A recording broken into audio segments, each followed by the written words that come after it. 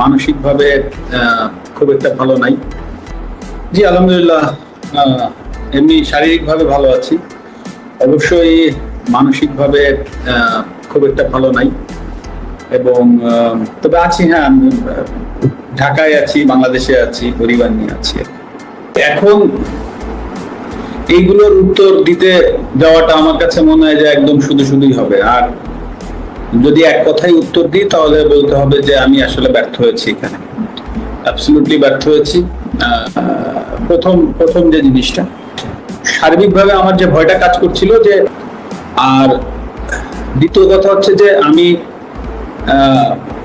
কথা যদি বলতে হতো, ধরেন আমি যদি কথা বলতাম, অবশ্যই যৌক্তিক কোটা সংস্কার নিয়ে যে আলোচনা হচ্ছিল শুরুতে, সবাই যখন চেয়েছিল যে আমি কথা বলি, ঘটনাগুলো এত দ্রুত ঘটেছে তো আমার পক্ষে সম্ভব হয়নি, তবে আমি চেষ্টা করিনি সেটা না।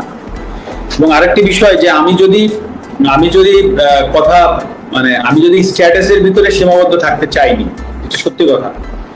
মানে আমি চেয়েছিলাম স্টুডেন্টদের সাথে কথা বলতে, বা আমি চেয়েছিলাম যে তাদের সাথে আলোচনার মাধ্যমে কিছু করা যায় কিনা। হ্যাঁ, কারণ আমি যদি একটা স্ট্যাটাস দিতাম, তাতে করে যা কিছু ঘটেছে, যা কিছু হয়েছে, তার থেকে কম হতো না। বরঞ্চ আমার সার্বিকভাবে আমার যে ভয়টা কাজ করছিল, যে আমার স্ট্যাটাসের কারণে বা আমার কোনো একটা ভুল পদক্ষেপের কারণে যদি জিনিসটা আরো বড় হয়ে যায়,